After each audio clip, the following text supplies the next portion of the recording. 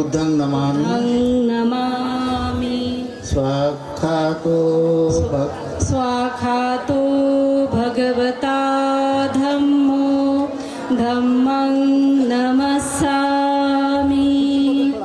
सुपटिपन्नो भगवतो सावक संघो संघं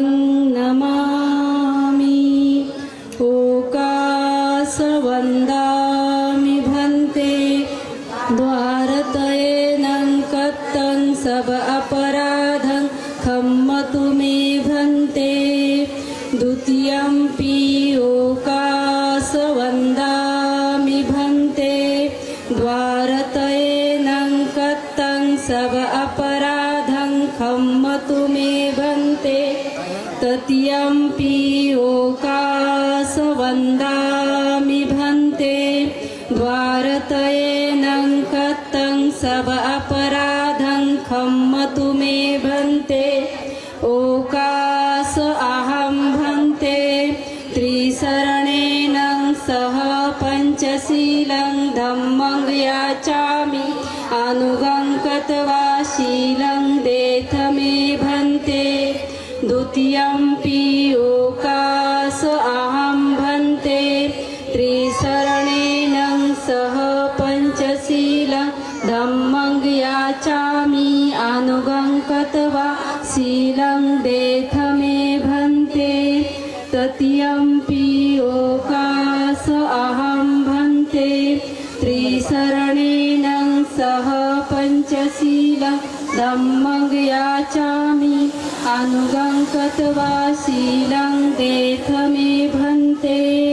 एवं वदामि तं वदेहि अहं भन्ते नमो तस्स भगवतो अरहतो सम्मा सम्बुद्धस्स नमो तस्स भगवतो अरहतो सम्मा सम्बुद्धस्स नमो तस्स भगवतो अरहतो सम्मा सम्बुद्धस्स नमो तस्स भगवतो अरहतो सम्मा सम्बुद्धस्स बुद्धं शरणं गच्छामि बुद्धं शरणं गच्छामि धम्मं शरणं गच्छामि धम्मं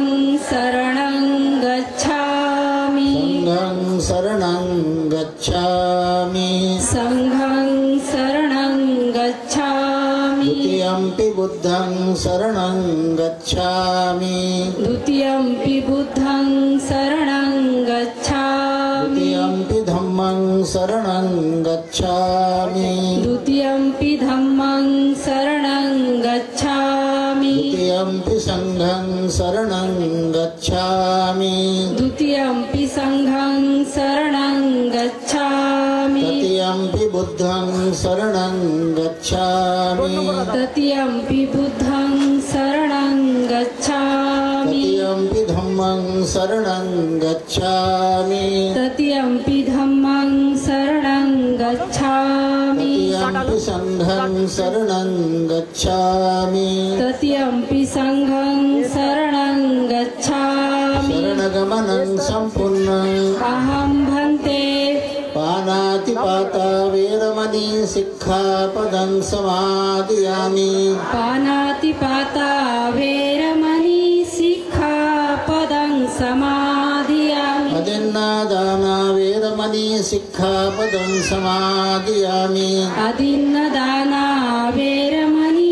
सिक्खापदं समादयामि कामेषु मिच्छाचारा वेरमणि सिक्खापदं समादयामि कामेषु मिथ्याचारा वेरमणि सिक्खापदं समादयामि मुसावादा वेरमणि सिक्खापदं समादयामि मुसावादा वेरमणि सिक्खापदं समादयामि सुरामेरयमज्जपमादत्थाना वेरमणि सिक्खापदं समादयामि सुरामेरयमज्जपमादठाना वेरमणि सिक्खापदं समादयामि तिसरणेन सत्ति पञ्चशीलं धम्मं साधुकं सुरक्षितं कत्वापमादेन सम्पादेतब्ब अहं भन्ते साधु साधु साधु साधु साधु साधु बुद्धं नमामि बुद्धं नमामि धम्मं नमामि धम्मं नमामि संघं नमामि. संघं नमामि. यानंतर त्रिरत्नाची वंदना होईल, सूत्रपाठ होईल.